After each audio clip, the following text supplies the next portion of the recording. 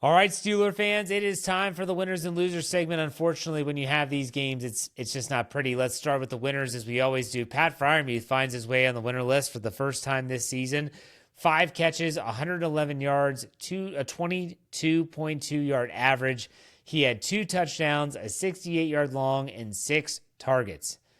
As a quick sidebar, I want to ask you all this. I love the what-if scenarios in the game of football. Think back what happened before Pat Freiermuth's 68-yard catch and run touchdown to give the Steelers a 31 after the extra point, 31-30 lead. The play before that was a completion over the middle to Roman Wilson for the first down, and it got the Steelers. I think it was either at midfield or near midfield. They were moving. They were moving the chains, and you kind of got this feeling like, okay, this could be a drive that takes up some time and ends in a touchdown. Well, what's the next play? That holding call by Broderick Jones negated that. And then on 2nd and 18, boom, there it is. The big shot, 68-yard catch and run. And I'm sure if you're like me, you were watching the game thinking there's too much time left. But the what-if game is what if that holding call never happened? Does this game play out different? Roman Wilson catches that pass there over the middle. Do the Steelers churn out more clock and still end up scoring a touchdown? Would it have mattered? I don't know. That's what I love about the what-if game. But Pat Freiermuth, it was good to see him have a good, productive game. We've been waiting for this. I will give Dave Schofield credit. He called it. He said that he predicted that Pat Freiermuth will have a big game in Cincinnati. Just seems to always have a big game there. So good job for Pat Freiermuth. Love to see him finally making the winners list. Let's go to the next winner, Jaylen Warren. Man, did he produce a lot of offense for the Steelers. He had 16 carries for 127 yards, a 7.9-yard average, no touchdowns, a 37-yard run long. 4 catches. He also had 4 catches, 31 yards, 7.8-yard average, no touchdowns, a 15-yard long on 5 targets. Do the simple math, folks. This guy was putting up over 150 yards of offense by himself. And so Jaylen Warren, I shouldn't have to say much. The guy he's so fun to watch because you just never know what's going to happen. Unfortunately, sometimes that means the ball goes on the turf. Knock on wood, it didn't happen like that on Thursday, and hopefully he kind of fixes that, and that's done. But I will say, like Jaylen Warren, when he gets the football in his hands, he's like a bowling ball. I know Brian Davis calls him the pinball wizard, which I think is a very good nickname. Maybe I'll work up a t-shirt design for him. But at the same time, like, man, you want to see Jaylen Warren. I wanted to see him hit pay dirt. We thought he did. Penalty, Zach Frazier, holding call negates that, which is a bummer. I think Jaylen Warren's having a fantastic season, and this just typifies it. Let's go to the third winner, the third down offense. I didn't realize this at the time, but I was watching the game. I'm like, man, they haven't had a lot of 3-and-outs, moved the ball well. They went 7 for 10. So they had 70% conversion. And I only shoot for 50% to get on the winners list. 7 of 10 on third downs. Really, really good job. I could have thrown in the red zone as well. I think they finished 3 of 4, something like that. But still, just third down offense was fantastic. And we haven't been able to say that a lot this year. The fourth and final winner is the running game. As a team, the Steelers rushed for 147 yards on 20 carries, a 7.4-yard average. They did not score a rushing touchdown, but a 37-yard long. I said this at the top of the show. The Steelers are starting to figure some things out, and that includes the running game. They are starting to figure out what works well with the tight ends, what works well with Spencer Anderson coming in as an eligible tight end. All of it. They're starting to figure it out, and that should be exciting. Unfortunately, those are the only winners that I had after this game, so now we got to start with the losers. The run defense is a loser this week. They allow the Bengals to rush 23 times for 142 yards, a 6.2-yard average, no touchdowns, and a 37-yard long. I don't know if I need to remind you, the fans, not that you want to be reminded of this, the Bengals offense coming into week 7 averaged 56.7 yards a game. Chase Brown, the running back who led the Bengals in rushing, was averaging like 2-point-something yards per carry. An atrociously low number. And yet here are the Steelers. They are not just saying we'll give up a lot of yardage. They're giving up 6.2 yards per clip. That week 1, week 2 run defense that we were so scared might peek their head back into the Steelers lineup, it did. It did in a big way. Let's go to our next loser, the turnover ratio. The Steelers, for the second straight week, have not gotten a takeaway. I thought that the Steelers, when they were plus 10 entering the bye week, that this was a defense that wasn't going to be not just predicated by splash plays, but they weren't going to need to be happening in bunches. Well, that seems to be dry. That well is drying up. And so when you think about what we've seen, they turned the ball over 2 times against the Bengals. They don't get any takeaways. We're seeing this story that's kind of coming back from 2024. Think back to when the Steelers were struggling down the stretch. They were giving up some rushing yards. They weren't getting the takeaways. And on top of not getting the takeaways, they were starting to turn it over. So this is a trend that hopefully the Steelers can nip it in the bud right away. But when you're a team that relies on extra possessions, when you're a team that relies on takeaways and you don't get them, that makes winning very difficult. Let's go to our next loser. Anyone covering Jamar Chase is on the loser list. So that could be Jalen Ramsey. That could be Darius Slay. That could be Joey Porter Jr. You could throw Brandon Eccles in there. Sure, anyone. The stat line for Jamar Chase. He had 16 catches, 161 yards. He averaged 10.1 yards per catch. He had a touchdown, an 18-yard long, on 23 targets. 18 yards was his long reception, and he had 161 yards. I'm going to talk a little bit about why this is so depressing and disappointing. Not only is it the in-game adjustments that they just never seem to be able to do anything right. And the 16 catches, he should have at least had 19. He had some drops. And so this was the defense, and I wanted to pause there for a second on purpose. This was the defense that was assembled for this game, for this team, for the Bengals, when they got Jalen Ramsey in a trade from the Miami Dolphins, when they picked up Darius Slay in free agency, Joey Porter Jr. coming into year 3. Everyone said, this is what they want. This is what they need. They need this group to be here so they can match up with T. Higgins and Jamar Chase and go mano a mano. If that's what this is, mano a mano, no, that's not even close. That's not even close. That is a knockout punch in the first round of if we're using the analogy of a prize fight. Just awful. Absolutely awful. And I know there's a lot of people that have been watching the Steelers and they look at their defense. They have been running predominantly man-to-man concepts the entire season, but they struggle in zone. I wonder, did Mike Tomlin even feel comfortable putting them in a zone? The zone defense is what gave up 3rd and 14, gave up 3rd and 18. But my gosh, Jamar Chase just lit them up over and over and over again. Everyone's saying how great Joe Flacco is. Any quarterback with experience that has that weapon who's always open, they know where they're going to go with the ball.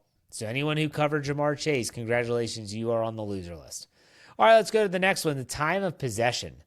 The Cincinnati Bengals possessed the football 34 minutes and 32 seconds to the Pittsburgh Steelers 25 minutes to 28 seconds. This is not sustainable for the Steelers. If the Steelers think they're going to win a bunch of games, they need to start possessing the ball. I understand that in the second half, the Steelers were forced to play a certain style. You got to get back in the game. You got to push the ball down the field. When you have a 68-yard strike to Pat Freiermuth, you're not going to possess the ball that long. When the Steelers get the ball back after surrendering a touchdown, in the first play from scrimmage, you throw an interception, you give the ball right back, you're not going to possess the ball that long. This is not just a defense thing. This is an offense thing. They need to possess the ball more. They need to keep the defense fresh. They need to do their job, and the defense obviously needs to do their job of getting off the field, which they absolutely struggled with against the Bengals on Thursday night. Let's go to our next loser. We have the second quarter. The second quarter might have been one of the worst quarters that I can remember at any time in recent memory. So the Steelers early in that second quarter led 10-0. And then they trailed at halftime 17-10. The Steelers gave up 17 straight unanswered points in the quarter, and they could do nothing right. They couldn't stop the run. They couldn't stop the pass. They couldn't move the ball. They turned it over. They couldn't take it away. Everything that could go wrong went wrong in the second quarter, and that includes untimely penalties, mainly pass interference calls on Joey Porter Jr. or Jalen Ramsey. Man, it was a wealth of just really unlucky, unfortunate, and bad play all at the same time.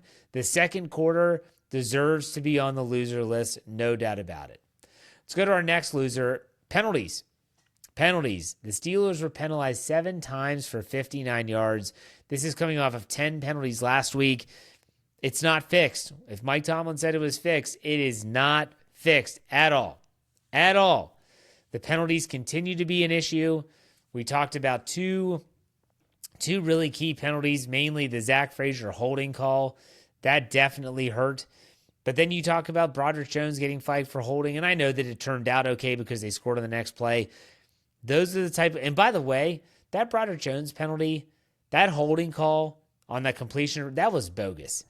That was bogus. TJ Watt gets clotheslined way worse than that multiple times a game, and it never gets flagged. I will say that the officiating crew in this game was something. We'll say it was just something. But we'll be nice on this Friday. It was just something. All right, let's go to our next loser, the pass rush. Steelers entered this game. They had gotten 6 sacks last week.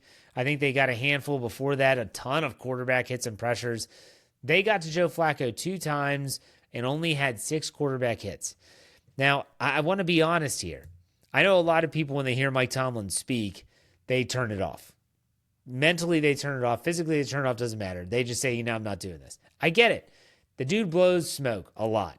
But I will say this. In game, coming out of halftime, they interviewed Mike Tomlin, as they always do. And they said, Coach, what's going on? What needs to happen? Got to get your pass rush going. He said, we need to stop the run. That's what we need to do. And you know what? He was right. Because when they were running the ball and they were setting up very easy down and distances, guess what was really simple for Joe Flacco? Oh, Jamar Chase is out there in single coverage. He has such a great release off the line of scrimmage. He's going to do an in cut. It's going to be an easy 5-yard pitch and catch. He can make that throw. And so the pass rush, when they couldn't stop the run, they also couldn't pin their ears back and get after the quarterback. Why? They were never in obvious passing situations.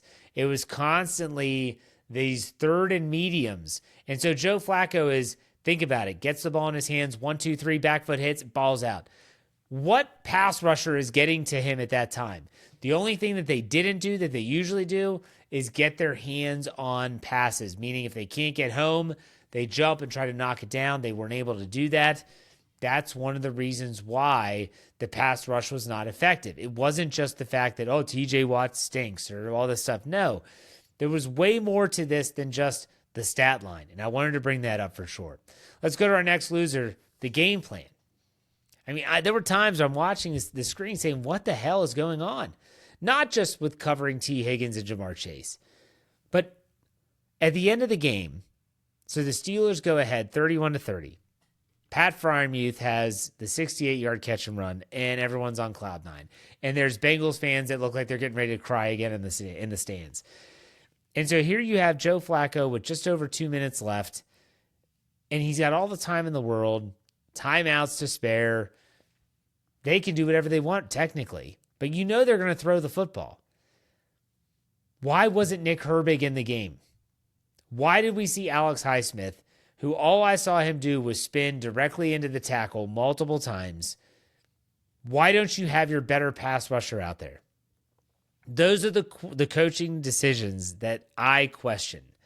I question why they deploy certain players in certain positions. Darius Slay has a role on this team, but he is not a guy that can contend with a number 1 cornerback. So why is he covering Jamar Chase ever? If you want to put Jalen Ramsey on him, sure. I'm not crazy about it. Joey Porter Jr. probably does the best against him, but he also draws a lot of flags. These coaching decisions, I just don't get it. I haven't seen the snap totals yet, but I feel just from the eye test that what I saw was that Nick Herbig, who has been the team's best pass rusher this season, wasn't on the field enough. At least not enough for my liking. All right, the last one, the last loser, I'm going to put an end to this. The missed opportunity. 5-1 is vastly different than 4-2. If they would have somehow, some way, found a way to escape this game with a win, then maybe, it would have been great, 5-1. But the more I talk this out, the more I think about it, the more I wonder if winning a game the way they did, if they would have won it, would that have just kind of pushed everything under the rug further? This team has issues. This team has warts.